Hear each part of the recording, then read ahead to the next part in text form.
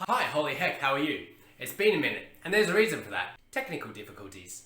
But today we're going to look at some crazy fucking psytrance. Aeon featuring Kiranaj, Boulder EP, released by Kali Earth Records. And I don't know much about Kiranaj. I tried to look Kiranaj up on the internet, not a lot happens. You try and type Kiranaj up on Bandcamp, and you're not going to find anything useful about the artist. While a mention of them will come up from this EP, but not a lot of information about who Kiranaj is. These guys are fun like that. If we're going to Ecosia because we want to plant the trees and we type in Kiranaj, then we do find something. But not anything useful. Well, we'll just have to figure that out some other time. The important thing is Kiranaj is somewhere on this release, but it's mostly done by Aeon, and it's all good. There's not a bad, unenjoyable moment. It's super tight. The sounds that they use are super lush. The nature is super. But where do we start? We should start with Kali Earth Records because they're the record label. Kali Earth Records are the guys releasing this release and are the reason I heard Aeon in the first place. I first heard of the guy on their 28-track 3-CD release Goa Gilday, subtitled Norway's Got Goa Trance. And boy dang dang gun dang it does Norway have Goa Trance. Let's check it out. The Goa Gilday release was pretty goddamn psychotic, very raw, very intense, and a lot of fun. It had beautiful album artwork like this. Or I'll just show you up here. Beautiful album artwork. Okay, that's enough of that. And Aeon released a track on it that was pretty great. While the one track that I heard on the Goa Gilday release isn't enough to paint an entire picture of a musical person, the track was certainly designed to get pulses high and people excited. But my word, the style I heard on that release isn't exactly what we've got here.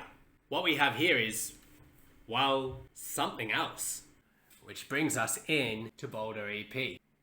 Just so lush. What's so special about this release, I hear you ask? And first of all, thank you for asking the question. It's great to have brave people like yourselves asking the big questions. Second of all, what's so fucking great about it? Have a listen and maybe you'll find out. Nah. It's got an organic lushness all around it, and is speedy, psiotic, and chaodelic. Track 1, as always, is a good place to start, and it's called Picking Flowers with Cuckoo.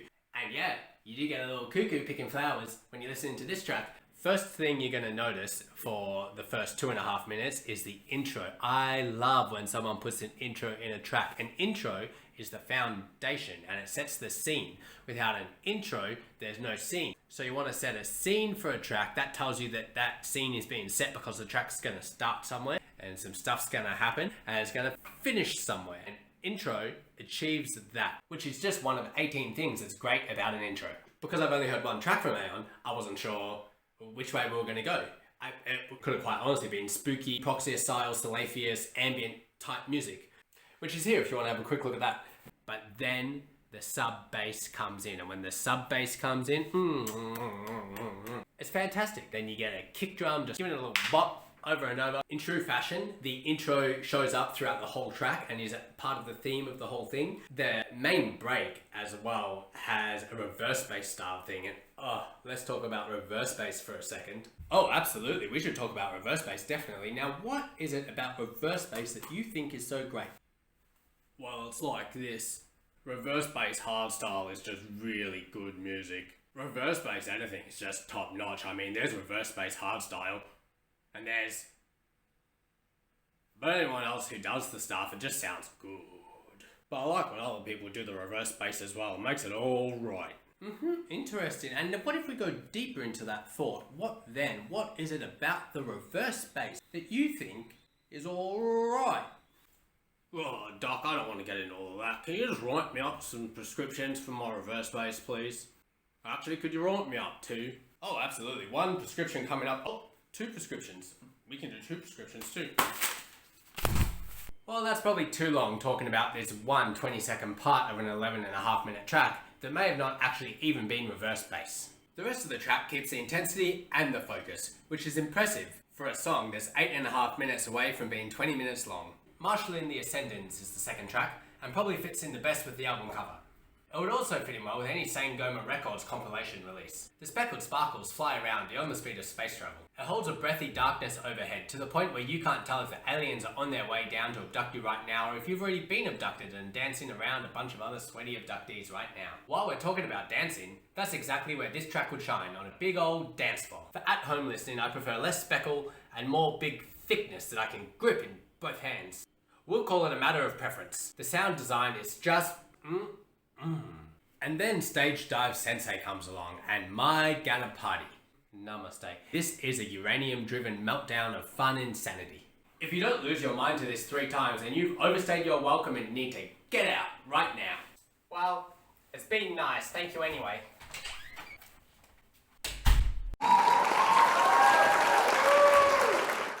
First of all, another big fuck-off intro comes at us. But this time, we're a little bit more prepared and know that something lunatical is about to happen. Stage Dive Sensei is everything I liked about the other tracks, all compiled into one composition. If you like dark psytrance, regular psytrance, forest psytrance, full-on power, drive, and bravado, then just give it a damn go. So those are the 3 tracks of the EP: Chaotic, Psychedelic, and Trancey. If you looked at their Bandcamp page, you'd find out that they'd consider it foresty, techno, and EDM. I don't know. But you'll also see a sly comment that tells you you're going to be surprised by the bonus track that comes with the purchase of the album. And I would never give a secret away. No fucking way I'd give a secret away. I simply wouldn't do it. Okay, I'll tell you what the bonus track is. Hey, you're not going to tell them anything. Oh, fuck you again. Okay, sorry, I can't tell you.